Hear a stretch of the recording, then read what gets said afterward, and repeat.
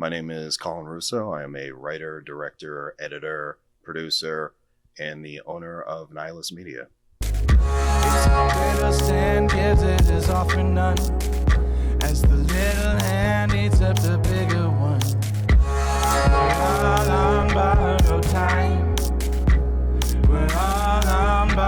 Love the way that Eggers frames his shots and everything. Listening to the song, really, one of the first things I thought about was the ending with Anya Taylor-Joy like taking off her clothes with Black Phillip whispering behind her, and I'm like, I could definitely see Totem and the character that Totem plays doing something like that. And then the Northman, I haven't even seen, but there's this shot of this berserker sort of silhouetted by the flame, and the song just is one of the first things I thought of. So I definitely owe the man a beer for that. What were some of your other inspirations? Lord of the Rings, obviously. If you notice, they kind of have the same plot. Just a woman walking through a field, and it's just shot so cinematically, but that's just the essence of both stories, to be honest.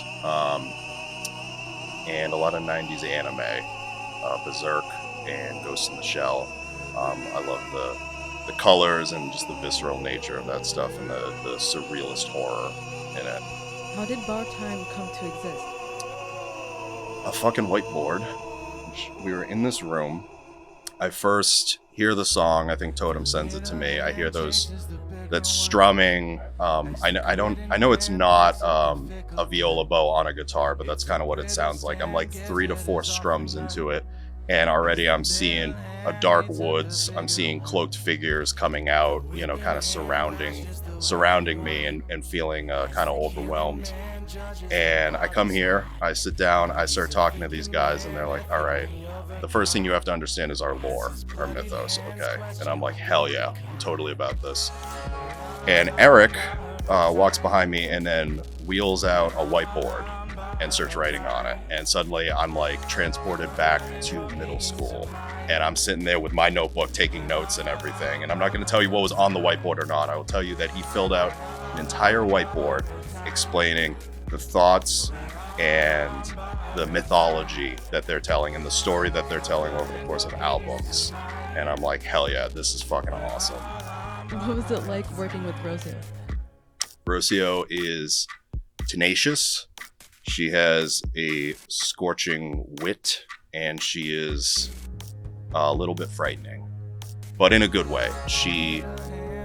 I don't know. I love as a director to hit somebody with like 3 to 4 sentences to, hey, think about this idea or something, and let's have a conversation about it in a couple of days or whatever. And I would answer the phone and I would be like, hey, how you doing? And the next thing I know, it's 45 minutes later and I have not had the opportunity to speak. She is still talking. She's very, very respectfully kind of like, this is what we should do. This is why. And this is how we're going to do it. And that's just absolutely perfect. It challenges me as a filmmaker to get better, where I'm like, okay, she's bringing this level of energy. The Dead Gods with their whiteboard are bringing this level of energy. And it's like, now I can really get into this and I can really explore it. What was it like working with Erik and Totem? The Dead Gods are the new gods. They are intense, enigmatic. Erik and Tom are two of probably the most supportive and like loving and creative people I've ever worked with. Like, it starts with this mythology, right? It starts with all this stuff, and then they're like, all right, now go off and just come up with whatever the hell you want, which is definitely a challenge. And, I come up with something, I feel really strongly about it, but I am like, a few weeks later, I'm like, yeah, Erik, like, let's sit down and talk about this and stuff, because I want to make sure it is in line with like what you guys are going for. And Eric's like, hey man, we did our part where we gave you the shit, man, and whatever comes out of your brain is probably going to be pretty cool. And that's where it started. And obviously it's a collaboration, and we continued to go back and forth and everything. But every single moment, every single bit of doubt or any anxiety or whatever, I just talk to either of those guys, and it's just like, cool, no, we're good. And it's just this constant support and everything. I've never experienced that, In your eyes, what is Bar Time about?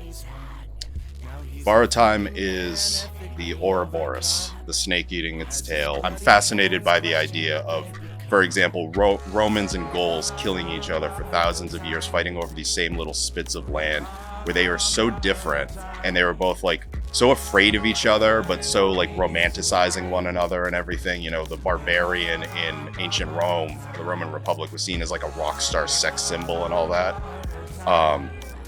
But the idea that they worship very different gods aesthetically.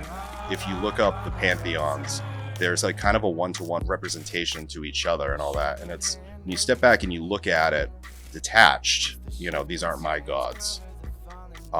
They're kind of the same thing in broad strokes anyway. And the idea that they would kill each other and fight over these lands and all that, it's the idea that history just sort of repeats itself. You know what I mean? And it's kind of senseless in a way. What would you say is the moral of the story?